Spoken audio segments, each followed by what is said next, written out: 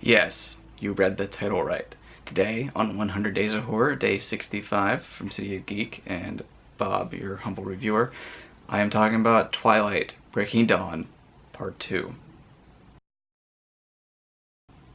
You might say, that's not horror, that's that crappy teen supernatural stuff. But you know what? Fuck it. We're watching 100 horror films. Not everything is going to be completely falling in the genre, and we gotta make it work. And look, there's vampires, there's werewolves, there's a bunch of other shit in there. There's lots of blood.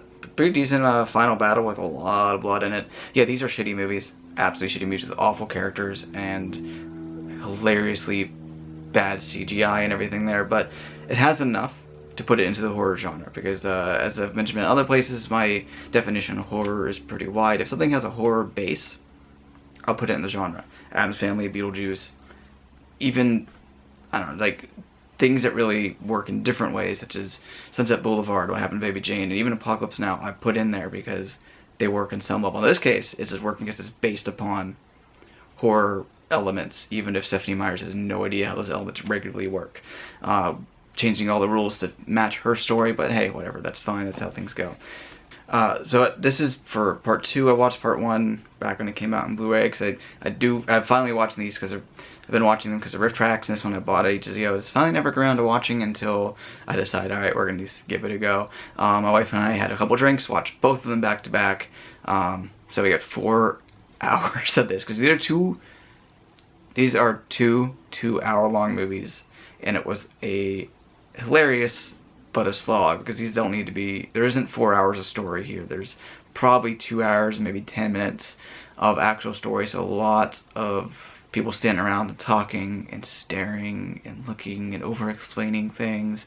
So yeah, but they're hilarious in how bad they are. So I don't think anyone really gave a shit at this point. Bill Condon's a pretty solid director. He made Kinsey, which not enough people saw, Gods and Monsters, which, talking about horror in this case, because it's about James Whale making Frankenstein, and the Criminally Underseen Strange Invaders, which I have on a disc with Tobe Hooper's Invasion from Mars remake.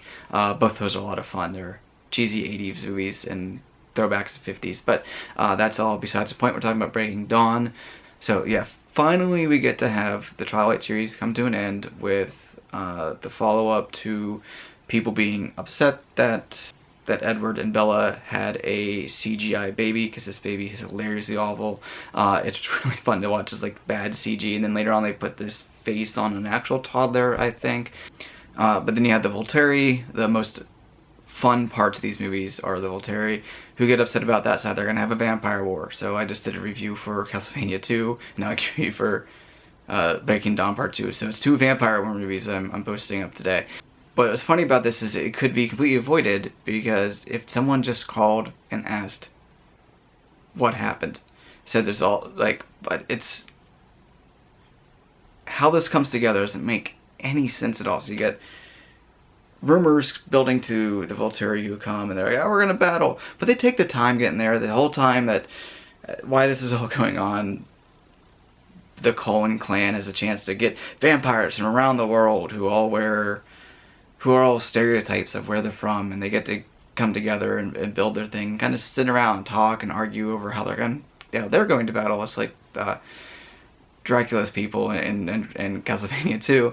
Then they get together on this field and they get to talk, and then they get a fun battle with lots of blood and lots of stuff ripping apart. I can't believe this got PG-13 with some of the blood and decapitations and all this stuff. Maybe because it's Twilight. Is not explicitly horror, because if the same thing happened in a straight up horror movie, it's gonna get a hard R, just for the blood, because people don't like to see blood in movies apparently. If they cut apart Friday the 13th movies in the 1980s for having a couple stabbings and then they put this out, but that's besides the point, because it's really easy to be distracted by talking about Twilight, because this is empty calories of stories and movies, and I have read the first book, so I can make fun of it. And I have seen the other movies. We used to the Volturi, Michael Sheen just, getting it up, yes! We did watch it with the riff tracks, and they wouldn't stop, so it was kind of annoying with that case. They kept doing that. But the dialogue is just awful. The performances are just awful. No one gives a shit. People today talk about Kristen Stewart and Robin Pattinson, and they're awful actors because they were in Twilight, because they weren't giving a crap. They weren't doing that. The fun parts come in the side characters. I love Mustache Dad. Who doesn't love Mustache Dad? It's funny, I can't see Billy Burke in anything else but Mustache Dad. I watched Breaking In the other day, which I'll talk about when I catch up to that, and he plays the villain in that. So I'm just thinking, Mustache Dad, why are you doing this?